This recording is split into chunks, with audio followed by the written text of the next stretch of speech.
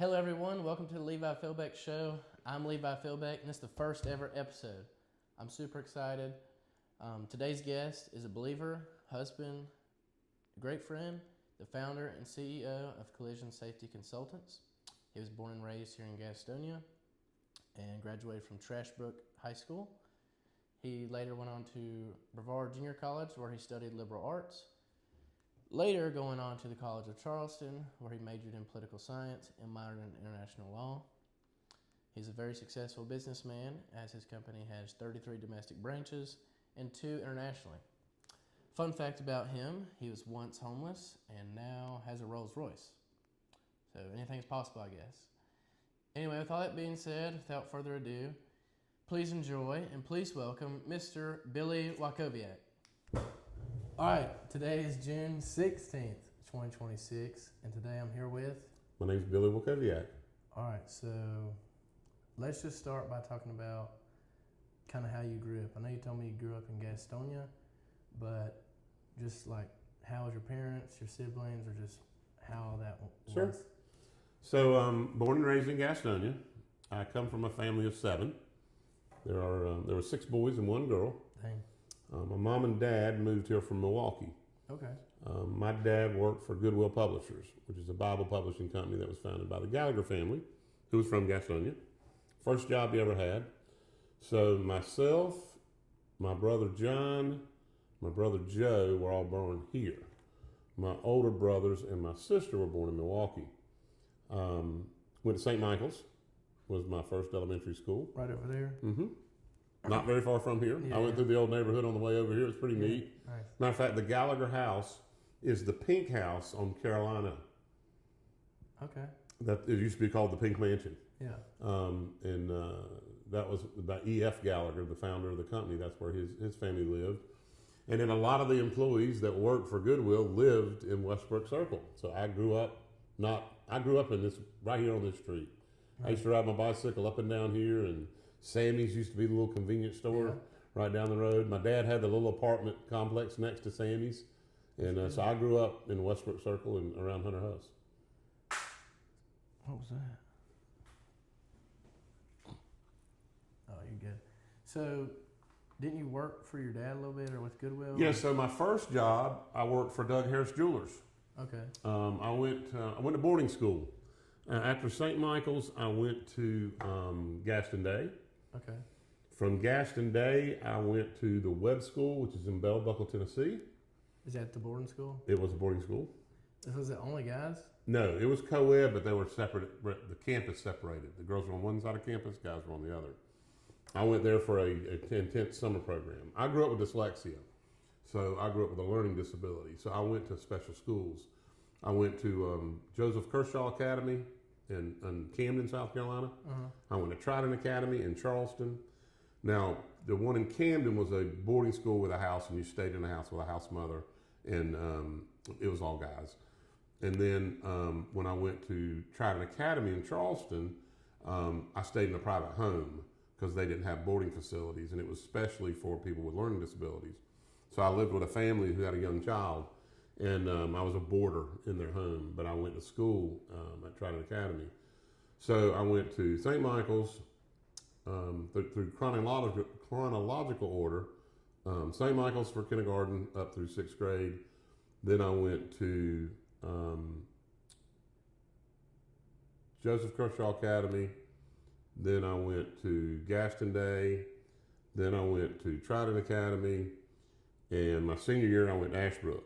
Because my brothers all went to Huss. Okay. And I did not want to go where my brothers had all laid the groundwork for what kind of kids they were going to be, because I knew the teachers might have it in for me.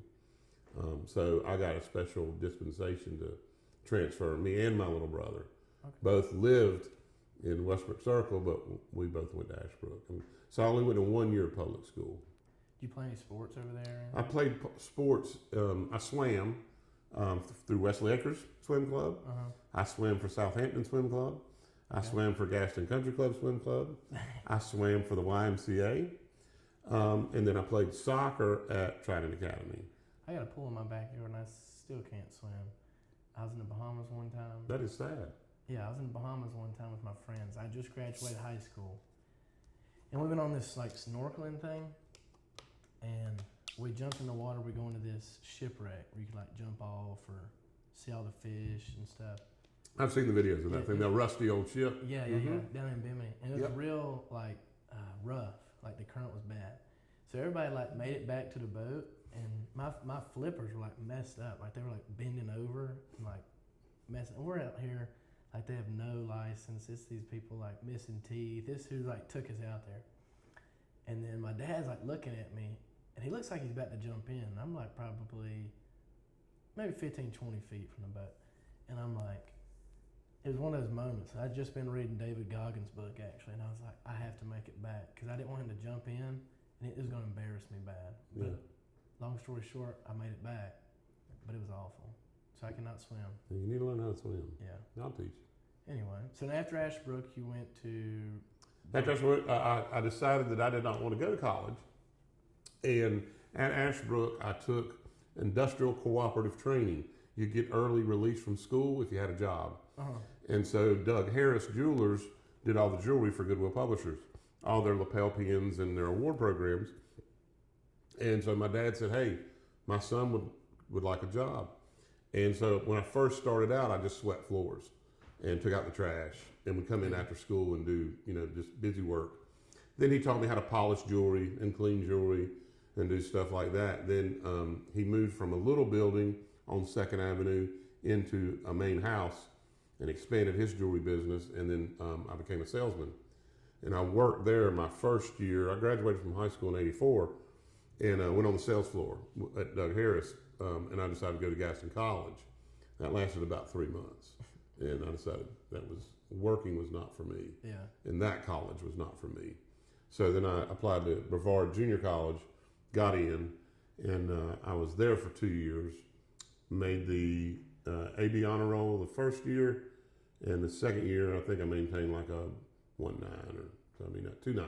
Yeah. Something. I was right there on the edge of doing very well. Then after Gaston, you went to Charleston, right? I went to Brevard Junior College. Gaston, Brevard. Then I went to College of Charleston. Okay. I was at College of Charleston for 4 years. And I had a couple jobs there. I worked for my best friend owned a fish place, Simmons Seafood. So I slung fish for a little while. Did not like that.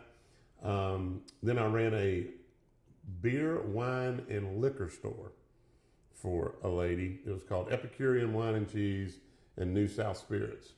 And I lived not too far from where the little business was, right around the corner from my apartment. And so I would jump back and forth between running the liquor store and running the wine and cheese store because they were in the same strip center. And so she didn't really know what she was doing. And so I kind of ran both of those businesses and worked at both of those while I was at College of Charleston.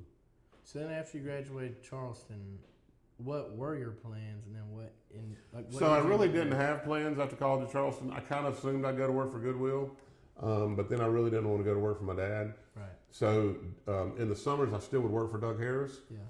And he came up with an idea to do an awards program, an actual awards program that we sold to businesses.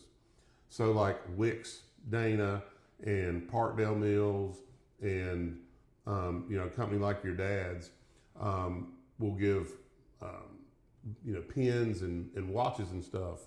Well, I came up with an idea that nobody liked that stuff. Who wants a gold pin? Who wants a watch? So I said, let's design a program for people that want stuff. So I went to Stuart White, who owns Sportsman Spot, and I went to Baldwin Brass, who makes very nice brass. And I went to a couple other places and I said, hey, we're going to buy stuff from you to give as employee gifts. And I would go and get the gift, and we had a catalog company that took the pictures. So let's say you worked at Wix and you wanted a fishing rod. You could go in the catalog, and for 5 years, instead of getting a watch or a pin, you could pick up a Browning fishing rod or a gun or a knife. And so we designed that program, and I called on, like I said, I called on Wix Dana, I called on Parkdale Mills, I called on American Eford, I called on Smith Textile Apron, all the people that my family had grown up with in Gastonia. I knew all the owners of the company, so I got in the door There you go. and sat down and said, don't you think your employees would rather be able to pick the gift for their 5-year longevity or their 3-year longevity or 10 years? And so it did really, really well. And so we started, it was called Douglas R. Harris Award Program. And I ran that for about 2 years. And interestingly enough, I started making more money than what the owner of the company was making because I was selling so much. And my commission structure was set up where I was outperforming and making more money. So it didn't work out. Let's just say that they wanted to renegotiate how I got paid because I was making so much money. So that's when I left there and I went to work for Goodwill as just a salesman selling children's books. And how we sold them is you go into a town and you get a company like Treescape or Wix or BB&T or Medical Center Pharmacy, and they buy the books, put their name in them, and they give them out to the children. So that's one of what Goodwill Publishers does. One of their programs is they buy, and it's Judeo-Christian books. So it's Christian values without religion in it. And these companies would buy the books and give them out to first graders and fifth graders. And so I worked in that company for 10 years and got promoted up through the ranks. And when my dad died in '96, I was regional director, which means I ran everything from New York over to Alabama, down to Florida, and back over. Pretty much the whole, coast. Yeah. And I had salesmen working under me. At any given time, I had anywhere from 8 to 10 people working for me selling for Goodwill. So what made you leave that after being so high up? When Dad passed away, I assumed that I would take over. Right. And the CEO of the company said, you're not married. You run around, you drink, and that's not the kind of person we want. So he said, you're going to get married. You're going to change your lifestyle. If you're going to do anything in this company, you're never going to progress. And I kind of got an attitude with him because my How old were you at the time? Dad died in '96. I am 60 now, so 30. Okay. I was about 30 years old. And I said, no, don't want to do that. And by drinking, it got real bad. I was drinking a whole lot. Then when my dad died, I was drinking a whole lot more. And I may or may not have said things at a convention that I shouldn't have said about the owner of the company. And got back and they said, well, now your drinking's out of control. So you either need to go to treatment or you're done. And so I chose to go to treatment. And I did that for, I did that, came back, worked for Goodwill for another 3 years. That was from '96 to '99. And then in '99, I was just tired of it. I was tired of being on the road. I would literally pack my bags on Sunday night and leave out either Sunday night late or Monday morning at 6 a.m. I'd drive to Dothan, Alabama, or Knoxville, Tennessee, or Newport, Tennessee, or Amsterdam, New York, or Tallahassee, Florida, and I drove. I had to drive, company car. And then I'd stay there the whole week, and I'd drive back on Friday. I'd unpack, do my laundry, and I'd have Saturday to myself. And do it all over again. And then Sunday I was up getting ready to do it again. And that's what I really did for 10 years. And when Dad was gone, there was no meaning in it for me anymore. Yeah. It wasn't satisfying me. And I wanted to do this for my dad. I wanted him to be proud of me, and my dad was gone. So it had just kind of lost its luster. And I was actually at a friend of mine's farm down in Georgia, because I was working in Georgia. And I'd find a friend or a fraternity brother or something that lived in, somewhere near where I was. And I go, hey, I'm going to be in the area. And I'd go stay with them the weekend instead of having to come all the way back home. And so he had a farm down in Madison, Georgia. And so Sunday night came around, and I was getting ready to go on the road Monday morning, and I said, I really don't want to do this. I really don't want to go on the road tomorrow. So at that time, we had the cell phones that were bag phones, and I was out in the middle of the woods, man. There was no... So I had to drive to the top of the road just to get cell service. Oh, yeah. And I called my boss and I said, hey, I don't know if I want to do this anymore. I think I'm going to take a week off. Was it the same guy that made you go to treatment? No, that was the owner of the company. Okay. This was just a vice president. Okay. And his name was Lester. And Lester said, "Well, son, you're going to be in the field tomorrow." And I said, "I just told you I don't know if I want to do this anymore." And he goes, "Well, you need to be in the field tomorrow, and that's that." And I said, "Well, I'll make the decision for you right now. I quit." Dang. And that was it. I quit. I hung up. Didn't call my mom because I was 29, 28, 29 at the time. Like I ain't got to tell anybody. I'm my own man. Yeah, you're grown. So I quit. I went to Walmart. I bought 6 pair of underwear, 6 pair of shorts, 6 T-shirts, a fishing rod, a 22, and I told my buddy, I said, "I'm going to hang out on your farm." I did that for a year. Dang. I stayed on his farm in an old house with no electricity for a year, and all I did was fish and hang out. And finally, my mom and the friend of mine whose dad owned the place said, "Billy, we've enjoyed having you here, but you got to leave." Right. So basically, he threw me out. And my mom also said that, I couldn't just keep doing nothing. Yeah. And so my best friend that I was roommates with in Brevard, in the summer, I'd helped him out some at a yacht dealership. What was his name? Jack Humphrey. Yeah. And Jack said, "Why don't you come sell boats? You can sell anything." And I said, "Okay." So in '99, I packed my stuff up and found an ad on Craigslist and moved it and some guys on Wrightsville Beach and went to selling yachts. And I did that and started that in 1999. All right. Did you enjoyed that? I loved that. Yeah. Because my dad was a fisherman and I'm a fisherman and I love fishing. Yeah. And so I could get paid to hang out with people and fish and drink beer. So at that point, when you're selling boats now, are you close with any of your siblings or your mom still, or are you kind of out? No, when my father died, that kind of the whole family hierarchy just kind of went. Dad kind of kept everybody together because mom ran the house, dad ran the business. Right. But when Dad would come home, because he worked for Goodwill too, so he was gone all the time. So when he would come back in town on Friday nights, we'd go to the lake house. The kids. We had a 1-bedroom lake house, and sometimes we'd go down there with all of us, the 7 kids and mom and dad. Wow. And there'd be 2 or 3 couches, and mom and dad had a bed. It was one room. Like the kitchen, the bedroom, the living room. There's one room. That's like we had this trailer down at Holden Beach. My grandpa, my dad's dad, and we fit 17 people in there, and it was a 2-bedroom trailer. Yeah. My aunt would sleep in the laundry room, and the mattress touched every wall. Like you couldn't even walk in there. The mattress was down. You had to open the dryer with a spoon. I would end up sleeping on the metal futon. I could feel every bar in my back.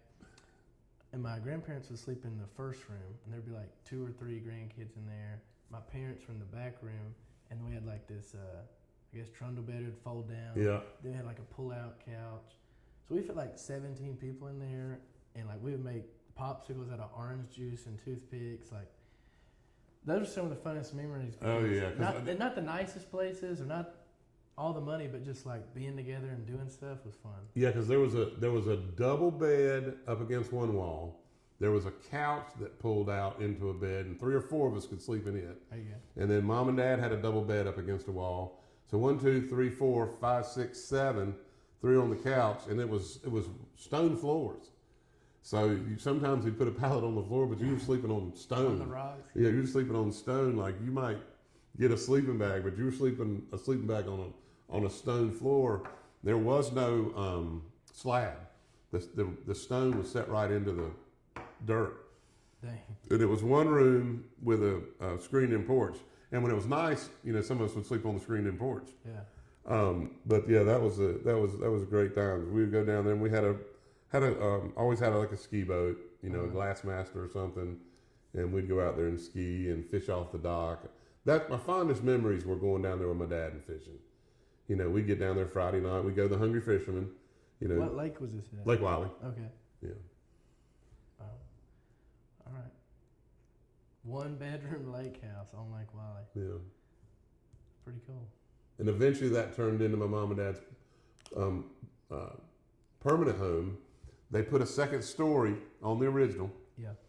And made it look like they built a big house and made the little house look like the big house outside. Same dormers and everything. So it was an identical little replica of it. And there was a bedroom upstairs. But the funny thing about that one I was telling you about, the 1-bedroom, it was 1 bedroom, it was 1 bath. And there was a pipe coming out of the wall into the bathroom. So there was no shower stall. There was nothing to keep the toilet from getting wet. So if someone went in and took a shower, the sink, the toilet, and a copper pipe sticking out of the wall, So that was the bathroom. Toilet paper, everything was getting wet in there. Yeah, everything. Dang. And it'd back up all the time. Oh, you know, I bet. because you had 6 people in there in the septic tank. Yeah. 2 or 3 people take showers, and it'd back up. But it was water would come out in, and it was stone floor, so it didn't hurt anything. But the water, you'd take a shower, and it'd come out into the kitchen. Yeah, that's funny. Yeah, but Mom and Dad built a permanent home there in 84 or 85. No, maybe like 87, 88. Because that's when I was at Brevard, and they were building that house while I was at Brevard. So when you're selling yachts at Wrightsville, we're now in 1999. Yep. So you're 30. Yep. Selling yachts, living down there by yourself. You're loving it, drinking. How's it going? Like, who's your friends? What's happening? Yeah, so my best friend Jack Humphrey was still my best friend. He still is to this day. It's the one guy that I've counted on my entire life. Whenever I need something, whenever there's something there for me, I can call Jack. There's nothing I would not do for Jack. There's nothing that Jack would never do for me. So we've maintained our friendship since we were 17 or 18 years old. I was older than him because I stayed out that 1 year. Yeah. But my friends down there were just his friends, or people in the yacht business that I met that lived in Wrightsville Beach and Wilmington. A couple of my fraternity brothers did live there or live nearby, but I fished the North Carolina and South Carolina tournaments because when I was selling yachts for that, we were a Bertram dealership. So Bertram is a brand of yacht made in Miami, and so we rep them just like a Chevrolet or a Hatteras. And so we would take a boat to a fishing tournament to show it off to try and sell it, but then we'd fish too. Okay. And so we'd be fishing with other people at the tournament and have cocktail parties on the boat and have food on the boat to get them to come on the boat. And then we'd take people fishing at the tournaments to show them what the boat could do, so hopefully they'd buy a boat. And you were making commission and all that stuff? Yeah, I was straight commission. I was straight commission every job I've ever had. Really? Yeah, at Goodwill, at Doug Harris. What was your percentage? I don't even remember. Oh. I think Goodwill was like 17 or 20.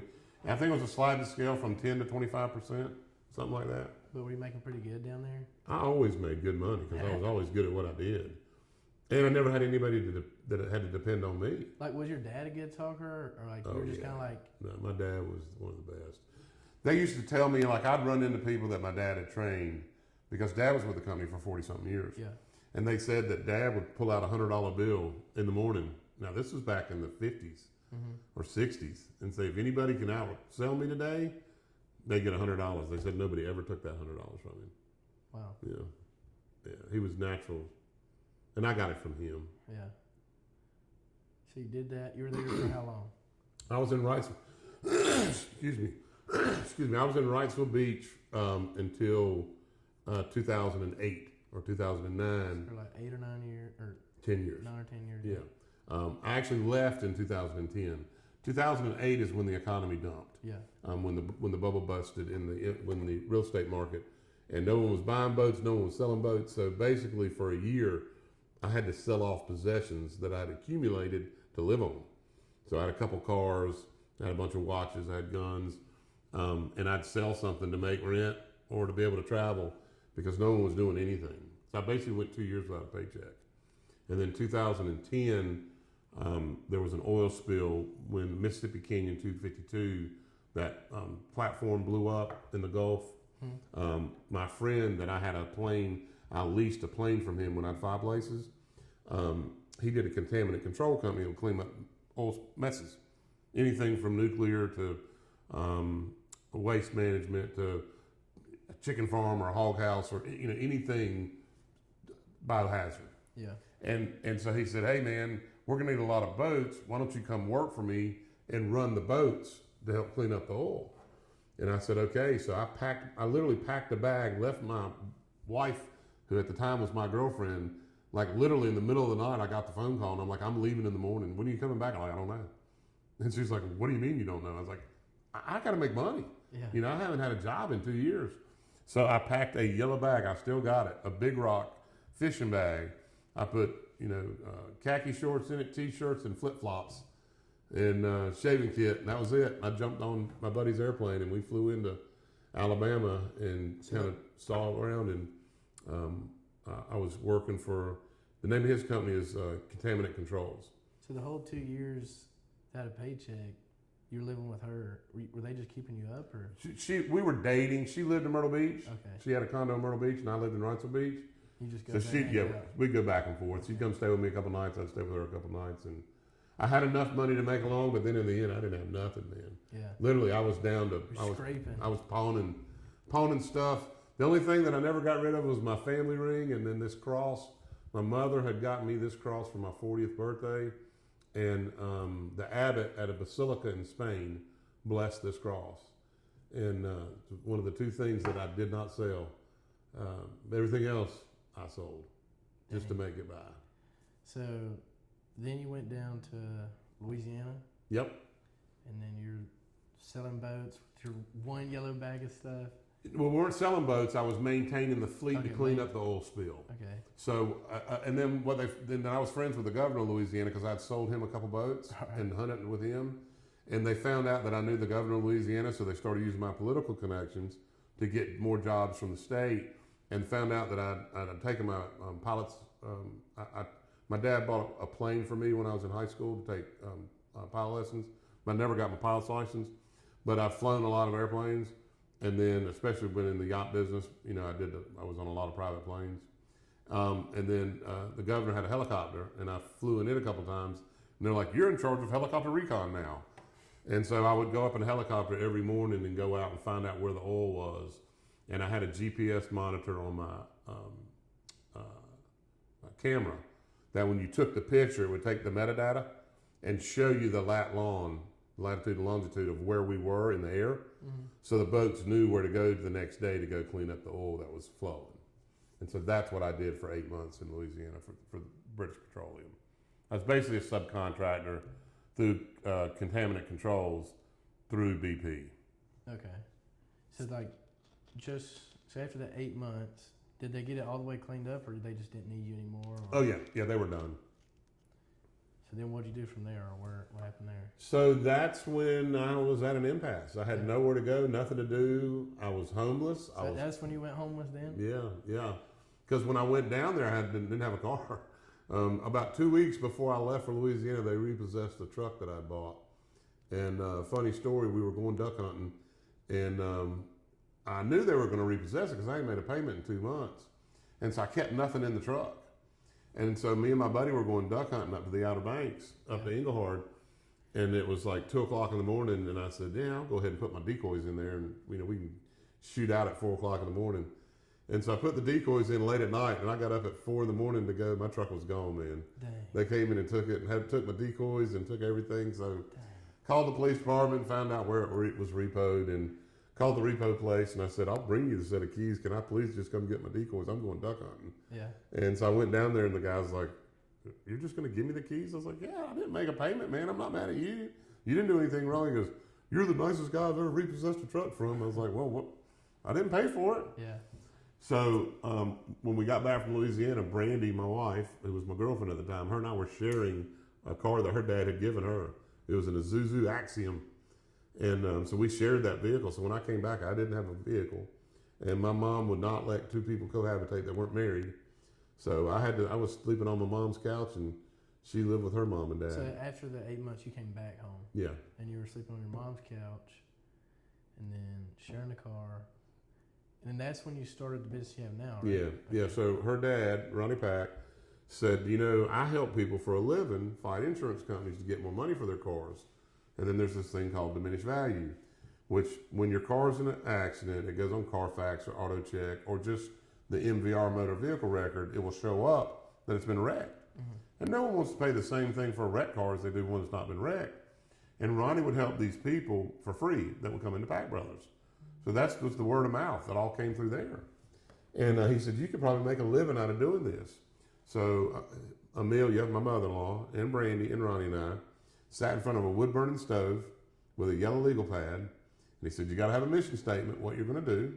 And our mission statement was to help others, get what those rightly deserved. And then we put down some other stuff. And That next day, Brandy and I went to web.com for $35, and I took pictures off the internet of a family in a car, in a wrecked car, and piecemealed a website together, which I still have that website. I won't change it because it was the one that we created. Right. And Collision Safety Consultants was born that night, sitting in front of that little wood-burning stove. So from there, you started. Was it working under him, or is it like your? Oh no, is your thing? No, it's mine, my business. He just told me what to do and how to do it, and I just kind of watched him help people. I only watched him for about 4 months because I'm a pretty quick learner. Yeah. And then you got to learn. Everything I've ever done, I've been self-taught. Yeah. So I went in. It was good that I went in blind, because had I gone with preconceived notions of what you could and couldn't do, I probably would have done what I did, because I wouldn't think you could do it. Because when an insurance company tells you you can't do that, you're probably going to listen to them. You think that they're there to protect me. Why would they lie to me? So it was good that I went in not having any knowledge, because I learned all the statutes and the law.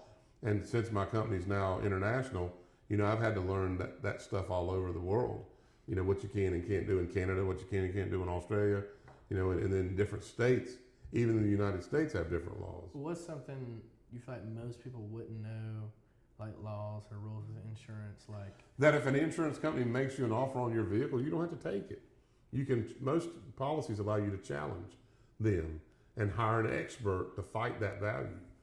Because all the time they say, well, this is it, and this is all you're going to get for it. They don't explain to you that there's a thing in your policy that allows you to challenge them.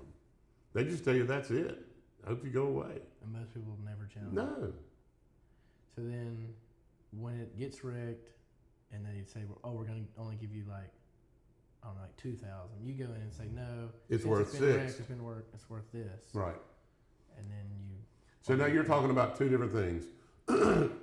If it's been wrecked and the diminished value, I say how much it's depreciated. Okay. If it's total lost and they say you wrecked your Suburban and your Suburban's only worth $10,000, and I look up your Suburban and I say, that Suburban's worth $15,000. I fight to get you that extra $5,000 from the insurance company to cover the loss of the vehicle.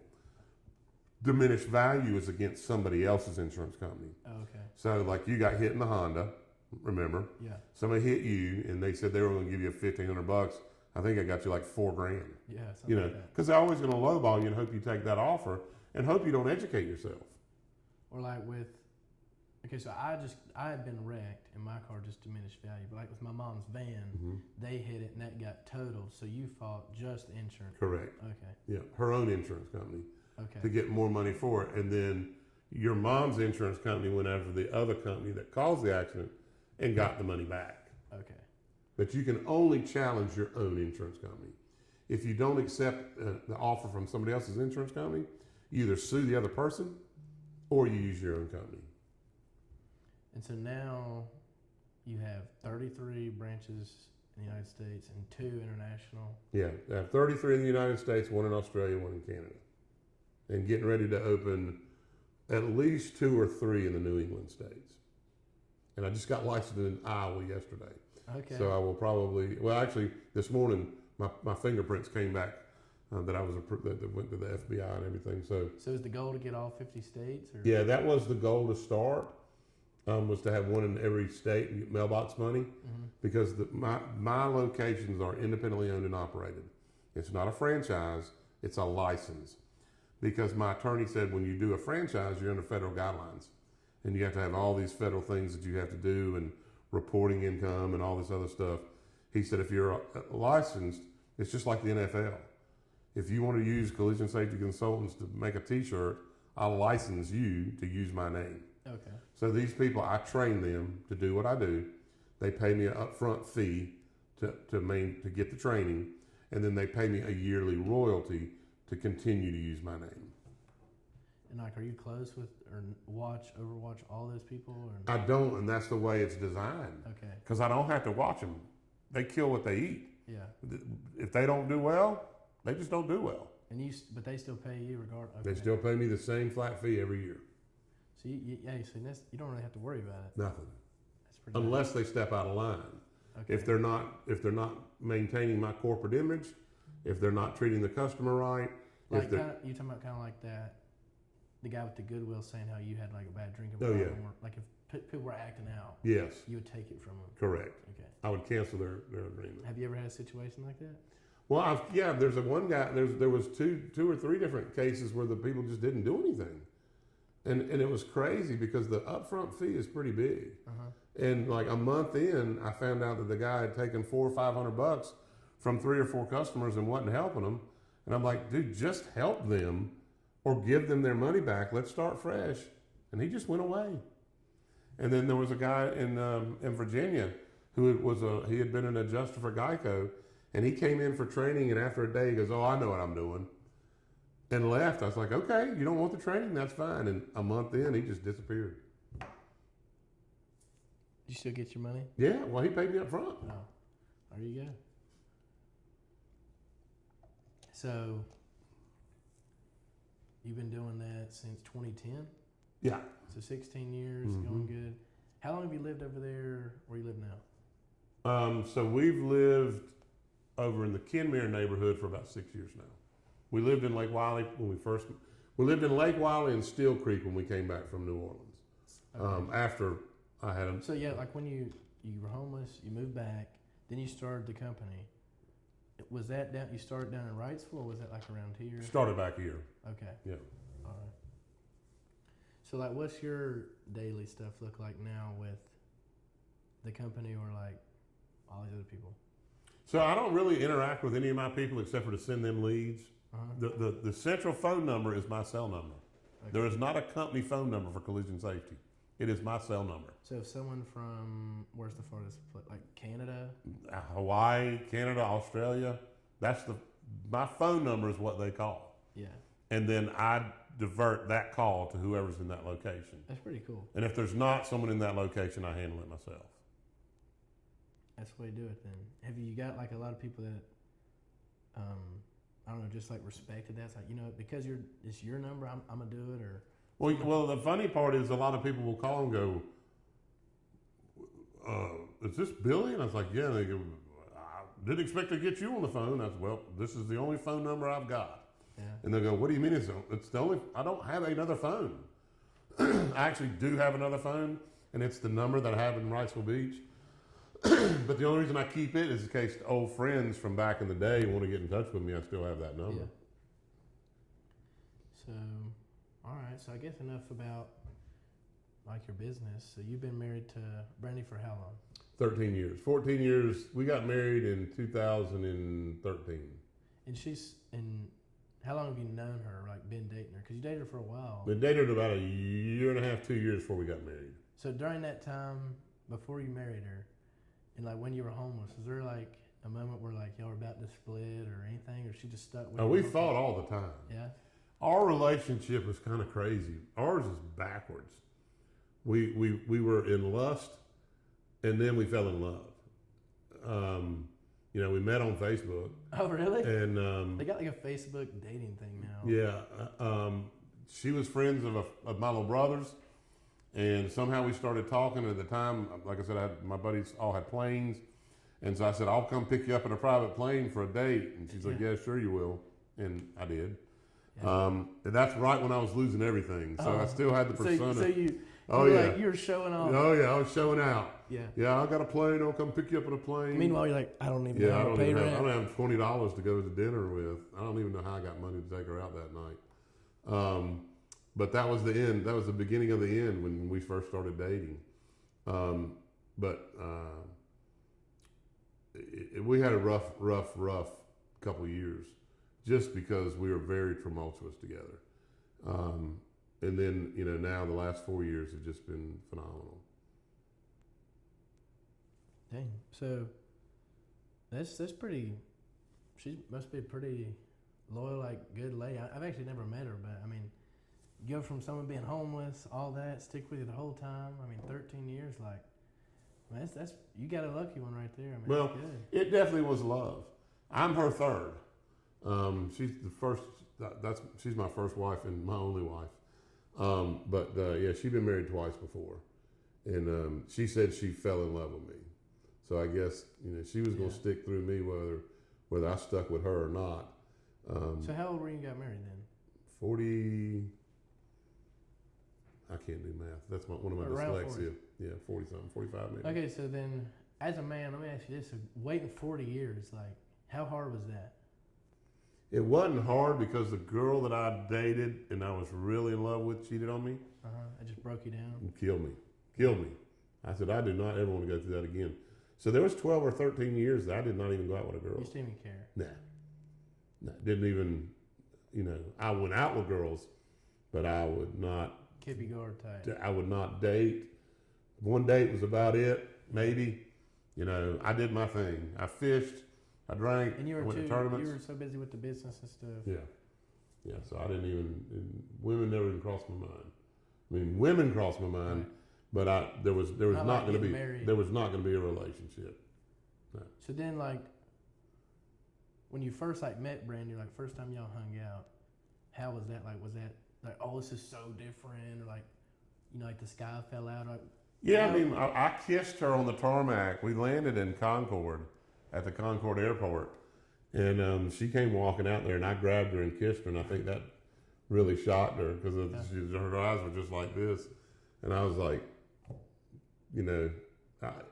you can't say love at first sight because we'd talked on Facebook and everything, but there was something there, and there's we've been through a lot, with her dad, and she never knew my dad. But Ronnie became a mentor and a father to me, and helped me through tough times. And I'll tell you, one of the last things he said to me when he was on his deathbed is he held my hand and he goes, "I didn't like you." Here's a guy, he's dying of cancer, and he's holding my hand, and I'm like, wow, this is gonna be the last thing I'm gonna hear from my father-in-law. And he goes, "But I love you now." And he goes, "You're in charge." Dang. He said, "I want you to take care of me and Brandy."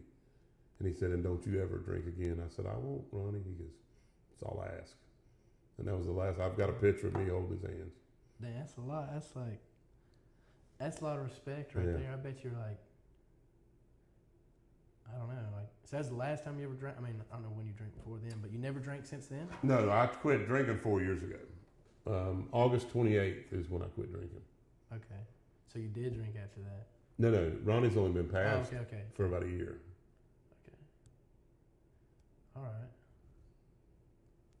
So, what made you quit drinking then? I was know an it's a huge alcoholic. problem, but Yeah, I was drinking. I was an alcoholic. I couldn't stop. and how'd you stop? God. Yeah. Okay, then. Well, then what did God do for you in that sense? So Brandy and I, it was our anniversary, and we were coming back from the Dominican, and we had taken some friends down there, and it was their anniversary too. Their anniversary is the same anniversary as ours, and we were in Camp Cana, and been drinking for probably 6 days straight, and Brandy and I thought it would be a good idea to come back to Miami because it was going to be a weekend anyway. Why fly home when we still have a weekend left? Right. When we can go check into the Ritz-Carlton Heck yeah. in Miami. We had points, and we'd stay on the club level, and so we thought that'd be a good idea. So that's what we did, and my drinking had gotten to where I was pretty much drinking 24/7. I couldn't go without drinking. Now, would you get the shakes? Yeah, sick stomach, nauseous, cold sweats, and we were supposed to leave to get on the airplane. And Brady came. She said, "Our flight leaves in an hour." Are these your airplanes? No, we were just like flying American. Yeah, it was American. And she goes, "We got to be at the airport in an hour. You need to get up." And I said, "I can't get on that airplane." And she said, "Why?" And I said, "Because there's nothing left to drink in this place." I've gone through the entire mini bar, everything, and I drank everything in the room and filled it back up. If it was vodka, I filled it up with water. If it was gin, I filled it up with water. If it was bourbon or scotch, I mixed enough Coca-Cola and water to make it look like the liquor that was in it, so she didn't know I drank. And oh, so you were hiding it from her the whole time? oh yeah. And so I said to her, I said, I can't get on that airplane if I don't drink. I said, I'm an alcoholic. And she goes, what are you talking about? Oh, she had no idea? Well, she knew that we drank, but she had no idea that I was drinking like that. on the way to the gym, leaving the gym. I mean, when we were back here, I would go by the mini store and get those, what are they? They were called something. 40s? Bootleggers. Oh, yeah, I know what Those you're talking about. little bootlegger things. And I'd drink one in the parking lot. I'd drink one on the way to the gym. I'd go into the gym, work out for an hour, and drink on the way out, and buy 3 or 4 more of them on the way home because we had different workout times. Yeah. And I'd hide them out in the garage. That's what high school kids used to drink, like get drunk. And stuff. Yeah. Was that like killing your body? How you it was working just out nasty. I don't know how I did anything I did. I don't know how I ran my company. Yeah, how'd you not like? But I told God, I was standing there in the hotel room, and I said, God, you got to take this away from me because I can't do it. And it was just an epiphany. I had drank so much that I couldn't take another drop, and I couldn't take any more of the hurt and the lying. I was emotionally, physically, mentally bankrupt. Not financially. Alcohol never took my finances from me. Don't know why. You know, a lot of people had different lows on different times for different things. But alcohol never took my money away from me. You know, the economy took money away from me because I'll always survive.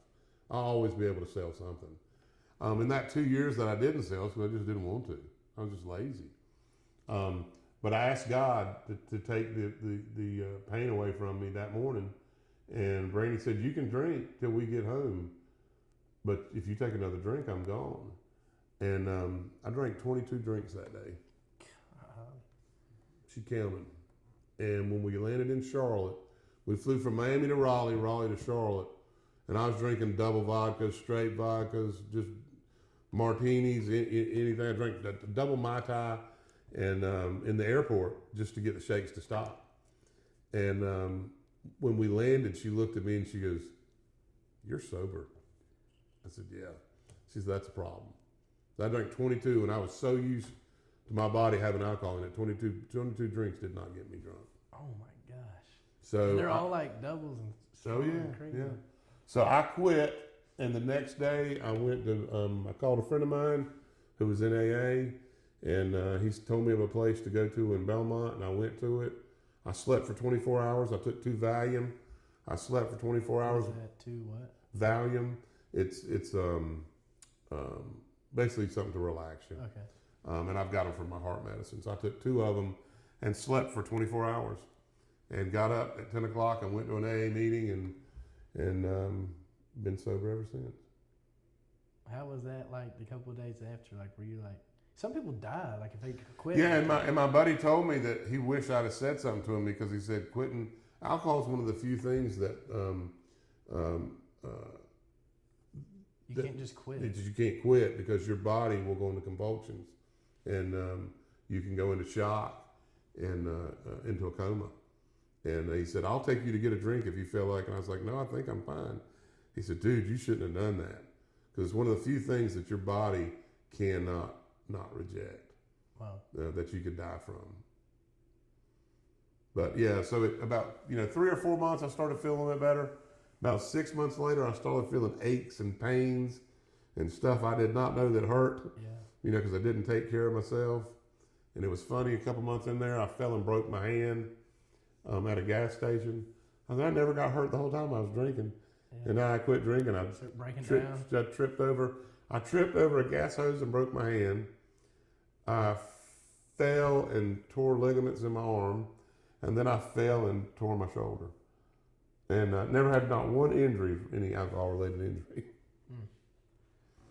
But yeah, through God and through prayer, I pray every morning that God takes the craving away from me. And I turn my will over to him every morning. I said, God, thy will be done, not mine. Every day, I turn my life over to you. I'm in your hands. I do that every day. And then every night, I get on my knees. I don't get on my knees every night. I try. Yeah. And if I forget, I'll do it in the car. Yeah. In the morning and thank him. Or I'll ask him in the morning to keep me sober. And at night, I'll thank him for my day. Yeah. I make those 2 things as 2 of the things I try and do every day. That's ask him for help and then awesome. thank him. I mean, I thank God every day for the same thing because my grandma, she promised all 5 of the grandkids on my mom's side that if we didn't like drink, smoke, or do drugs or I guess any stuff like that. I don't remember all it was. Till we were 21, she'd give us $1,000. I just had my birthday, last week or so, 2 weeks ago. Yeah. And I got it. I waited, and I was like I did it, or I was just so glad that like God protected me, or like I never really had the desire to really do that. So I mean, I thank God, the Holy Spirit, and my own convictions and personal convictions to not do that, because I just seen how it's like tearing my whole family. Because like all my aunts, uncles, grandparents and stuff on my dad's side, and then my mom's, some of her extended family was all like that too. Like my grandpa was a real bad alcoholic. He gambled all their money away. I mean, he was just terrible. Father, from hearing from my dad or hearing from my grandma how he was. And I think hopefully I'm right. I have to ask him about this, but this is the story I think how it goes. Like he came home one day and just fell down, and God was like, "If you don't give me your life, I'm going to take it." Talking about your grandfather? Yeah, and he changed like that. Your dad. Well, that was basically what happened to me. Is that morning, standing there in that hotel room, I prayed foxhole prayers all the time. Yeah. God, get me out of this, please. Yeah. I didn't mean any of it. God knew I meant it that time. Yeah. He knew that I wanted him to come into my life, and knew that I wanted it to stop. So at that time, when you're in the hotel calling out to God, was that like, did you grow up in church and know there's God and just didn't care, or is this like you're so? Well, I grew up Catholic, so our religion is totally different from being Baptist or others. We don't study Scripture. We don't study the Bible.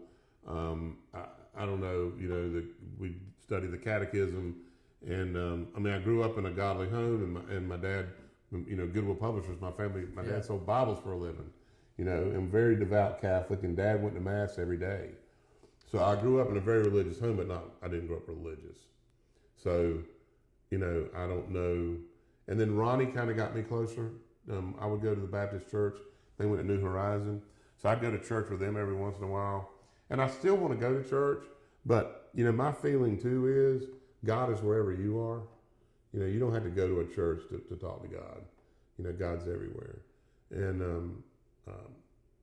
then I have a couple friends that are spiritual advisors to me that we group text and chat and just talk about things in our lives about God.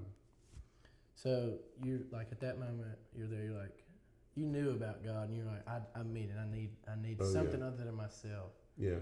So as God pulled you away from being an alcoholic to today, was it like 4 years ago you said? Yeah, August will be 4 years. So what is something you learned? Like, what's the biggest thing you noticed? You learned about yourself or about God, or that you can't control anything. Very simple. Yeah. You're in control of nothing. That's what I've learned over reading Romans. I want to say, actually I'm just going to get it wrong, but it's somewhere in Romans that talks about like God's sovereignty, and I'm like, dang, like. Yeah, you're in control of nothing. God controls everything. So there's nothing that you can do or say that God's not in control over. I couldn't stop me from drinking. It took God to do that. Now, with his help, I stayed, that way. But I can't make my mom better. I can't, all this worrying and stuff that people do, you have to have faith in God. Mm-hmm. Because if you don't believe that God is in control, then you don't have faith in God. Yeah. Because if you're worrying about what's going to happen to your mom and dad, well, what are you going to do about it? Do you think you're that important? Right. I'm not. I can't change the outcome of what God has in store. Yeah. And so the number one thing that I've learned is that I have to turn it over to him and let him be the one that whatever's going to happen is going to happen. Yeah. Through his grace or through his not grace. Yeah. And I can't explain why children die. I can't explain why, good things happen to bad people, but they do. And it's not my question. Yeah. Not for me to question God why things happen. Mine is to thank God for helping me for what I've got going, and just to be his servant. And, I did a lot of things back in the day to get recognition from me. Now I want recognition for him and for what he can do for me. And so there's a lot of things that I do that nobody will ever know, not even my wife, because I want to do things for the right reason. I don't want to do it so people say, look at Billy. Now, I do stuff for my business, and I do stuff politically, because that's what the game is, right? Right, yeah. But there are a lot of things that I do for people, that no one will ever know about. Yeah, and I'd also like to hear, you went share your testimony up at the Cove. I don't know if you kind of mixed that in already, but Yeah. you don't have to tell exactly how you did up there, but I'd like to hear some of that if you don't Well, I mind. mean, it's exactly how I said that, I had suffered, spiritual, emotional bankruptcy for years and years and years. I mean, I fought with my wife physically. I was a terrible person. I lied about everything. And, that when I came to God and asked him to remove that from me, he removed everything from me. That bad person, there are good people that do bad things. They're not bad people. God doesn't make bad people. There are good people that do bad things. And I've had to learn that too. Wait, can you say it again? There are good people that do bad things. There are no bad people. God doesn't create bad people. You don't think we're born bad? No. See, I disagree there. I think like in Scripture it talks about how when Adam and Eve sinned, they disobeyed God and sin had come onto the whole world, that we're all sinful. Well, yes, we all have the ability to sin. But like sin had come onto us because if sin has fallen on all of mankind, now we're all like blemished in a way. Because you look in Romans 6:23, for the wages of sin is death, but the free gift of God is eternal life. Excuse me, I may have got that wrong. It's either 6:23 or 3:23. It talks about for all have fallen short of the glory of God, and for all have fallen short, and then Romans, for the wages of sin is death. So, like at McDonald's, your wage is $15 an hour. If you sin, your wage, you're earning death. So if we've all sinned, we've all earned this death, and if it's fallen on us, I would feel like that we're born bad. Not that God made us bad, but that sin is... I think we all have the ability to be bad, but God gives us free will. Yeah. And that's the difference. You choose whether you want to be bad or not. I don't think you're born a bad person. I think it's in you to be that if you want to be, but God forgave original sin. That's why he sent Christ. So, it's semantics what we're talking about. If you couldn't choose to stop drinking and we have the free will, then if it's only God, and what you learned was that God is fully in control. That's right. But then that you can choose to do this or that. I don't know, like, are you choosing anything or is God doing it, Well, God is choosing it through our help. And if you don't reach out to him, here's what a good friend of mine said. You can pray for a hot dog. God ain't going to bring you a hot dog. Right? He may give you some money to go get a hot dog, but it's not. You got to go get your own hot dog. So if you pray for something to God, it will be given to you, but you got to go get it. He doesn't just deliver it to you. You have to work for it. Yeah. I guess that makes sense a little bit. I don't know. So, I guess I want to ask this, like, you saying as a Catholic that they don't study their Bibles, what you said, or? I never study the Bible. Like, now you never do? Mm-mm. Why? I don't like to, well, because of my dyslexia, I don't even read. Okay. I don't read at all. My mom got me Jesus Calling, and she keeps saying, have you read it? Have you read it? And whenever she asks me, I'll read it and tell her I read it, but I just hate to read. I just loathe it. Yeah. I also hated to read, actually, and then I had prayed to God over and over and over again, or for a little bit when I was like, well, all Christians, like, I feel like should read their Bible, or like, I just like felt it was something you should do, and I noticed I never did it, and I hated reading. I hated reading even like, I don't know, books about like, basketball players or like. Well, yeah, I won't read anything. Yeah, I was like, I don't care to read. I just want to like play video games as a kid, or I'd rather listen to it. So I was like, if I can't, do this in my own, or like maybe I'd read like a day or two and I'd quit, or I was like, Lord, give me the desire to read. I was like, even if nothing else, even if I still hate reading anything else, I said, give me the desire to read your word, because it is important. Yeah. So, I mean, from there, I don't remember how long ago that was, but I do enjoy reading the Bible. Still, sometimes I'm like, I don't want to read today, but I try to read it anyway. Well, your dad and Jason Williams both, I meet with them every once in a while. You know, both of them like, Billy, you need to read a chapter. Yeah. Read a chapter every night. Just read something from the Bible. Then three of my other spiritual guys, we're getting ready to start a men's group. 3 of us. That's good. Well, actually, it's 4 of us. And we keep talking about that. And I think if we'll do that, you know, if I get an assignment, I'll have to do it. And so that's something that I put forth to them. Hey, guys, you know, and so I think we're going to do a men's group. Yeah. Small men's group, like 4 or 5 of us. Yeah, I always think that's better anyway. With smaller people, you can be more vulnerable and stuff anyway. Like, I'm not trying to, like, change your mind or anything or, like, you know, but I think it's important. I believe that. It's like, because in John it says, you know, for the Word was with God and the Word was God. It talks about, in Ephesians, about the armor of God in chapter 6.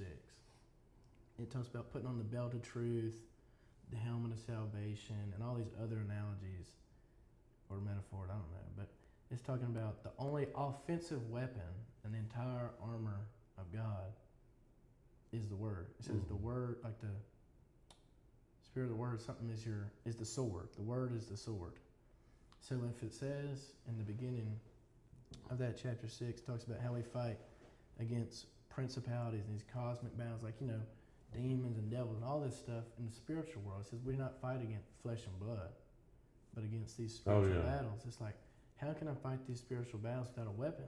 I mean, look at like the military. If the military is going to go fight Iran or Russia without any guns, any bombs, anything, they're just going to go out there. They're going to lose every time. So it's like, how can I fight, let alone a flesh and blood battle, but how can I fight a spiritual battle with no sword? And if the sword is the Word of God, then I need to know that. And then what I've tried to do in my mind is like, you know, I'm not just reading this for myself, or like to say, hey, I read my Bible today, I'm a good Christian, or check it off, or it's like, you know, there's nowhere it says that, you know, your friend's saying, hey, read a chapter a day. You know, nowhere in the Bible does it actually command us to read it.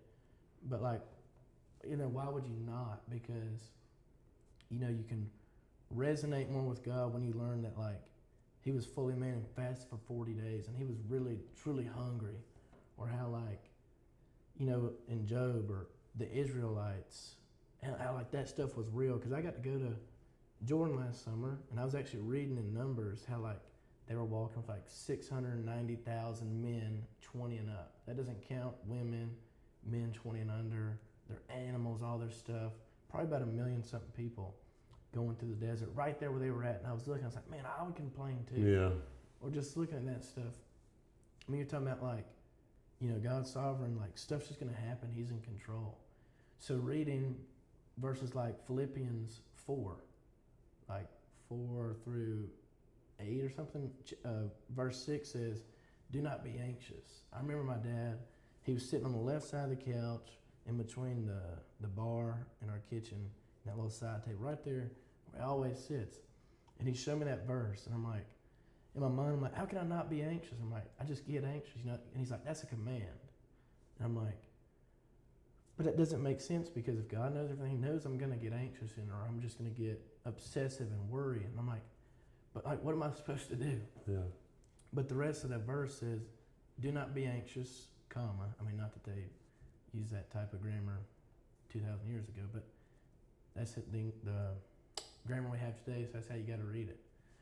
So do not be anxious about anything, but in everything, by prayer and supplication, let your requests be known to God. And I'm like, wow. So having that, the sword, when those thoughts come into my head, or those temptations from the devil to just worry and think that, like, oh, I have to have it all figured out. It's like, no.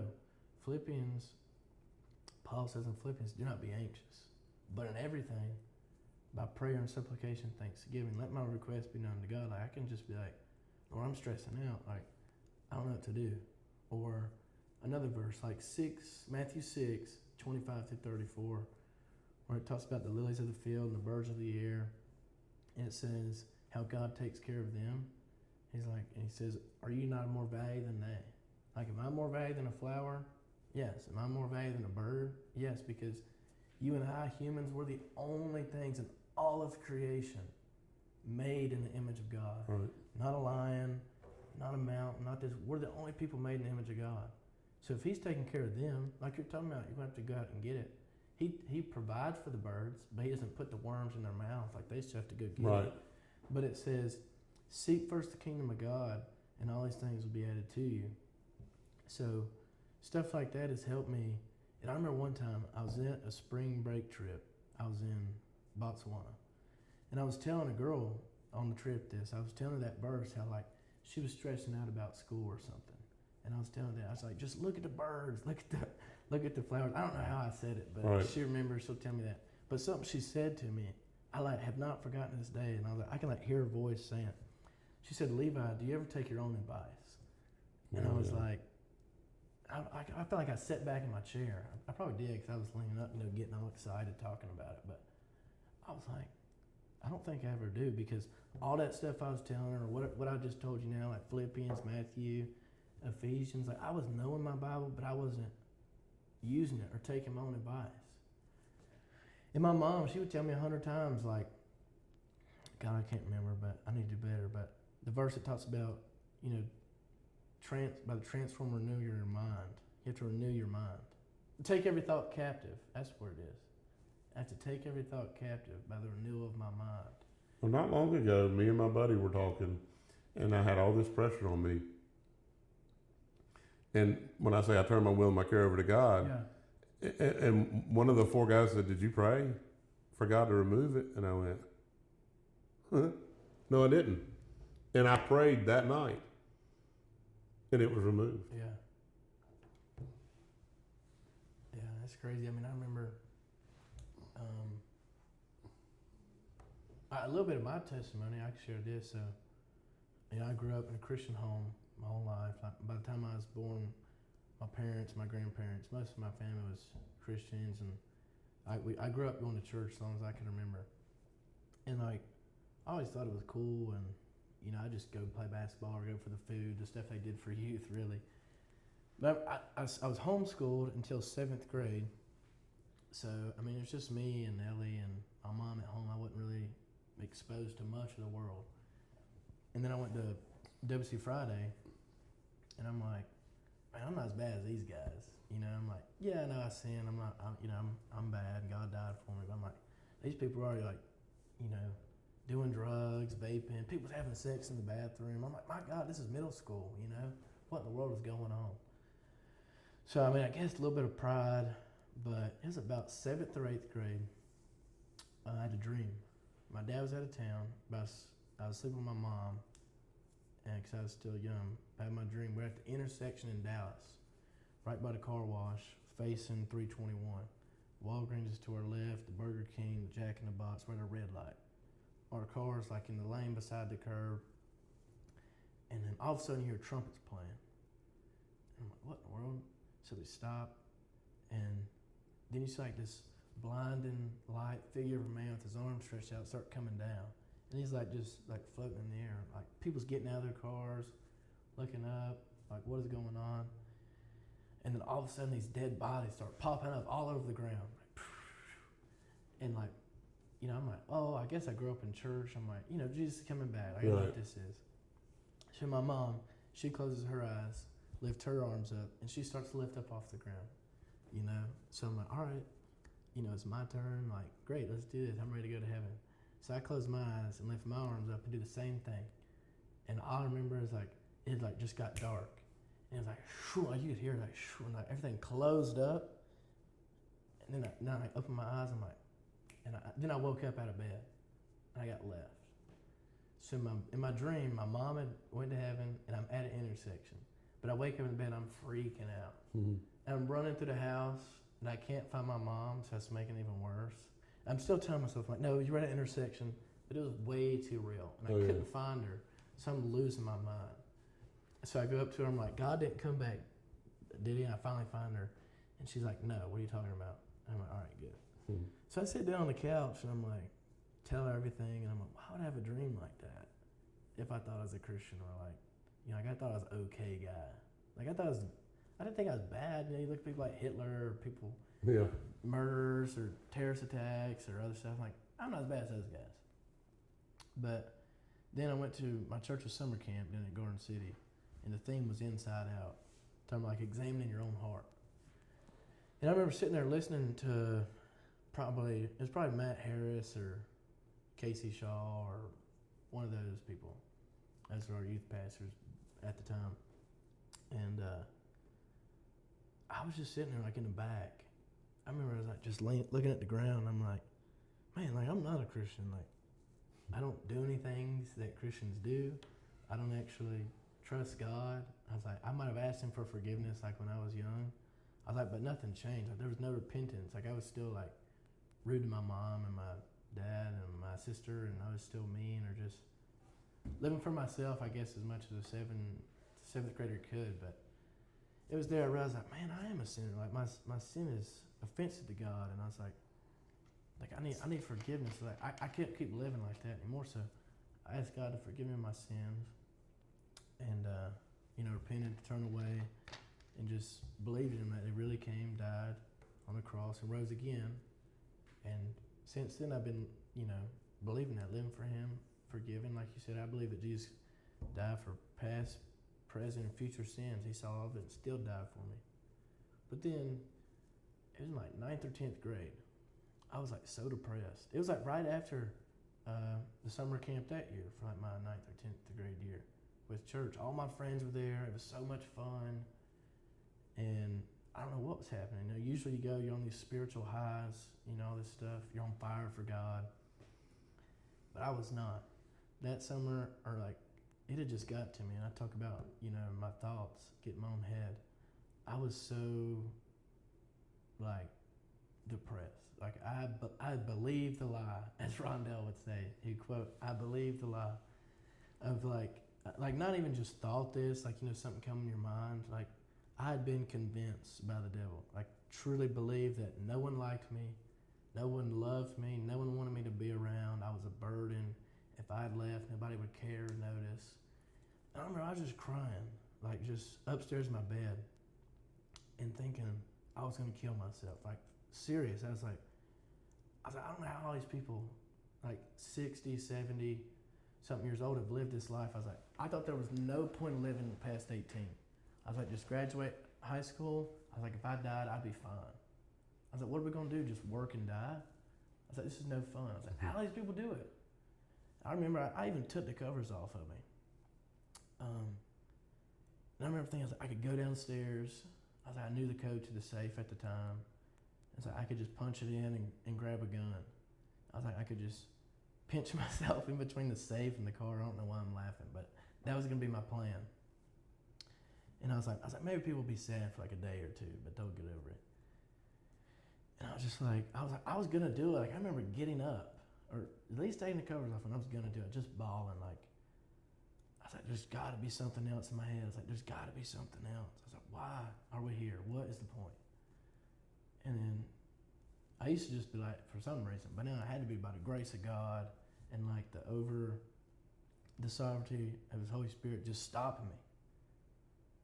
Because I didn't get up, and either my mom came up, or this is another time, but tell me not to do it. And I guess she told my dad, but just I learned about how selfish that would have been. Oh yeah. Because I just told my friend this last Thanksgiving, as I was sharing the gospel with him, but I told him to give his life to Christ, and I was like, well, maybe you don't understand what that means, but I said, it kind of brings the question of, is your life really even yours? So, that's what I told him this past Thanksgiving. But I learned that over that time of since 10th grade to now of man, this is not even my own. How selfish would that be? Because I was made in the image of God. I didn't create myself. I didn't create the earth I'm living on. God created me and I'm born in America. The percentage to be born in America is 3 or 4% or something. And it's I'm born here. I have this family and this, and just learning of really it's Matthew 28:16 through 20, where it's the Great Commission. That's the section, it's titled. But it's talking about, I think 18 verse 18 through 20. Jesus is telling his disciples. He says, "Go therefore and make disciples, baptizing them in the name of the Father, the Holy Spirit, teaching them to observe all that I have commanded you, and I'll be with you to the end of the age."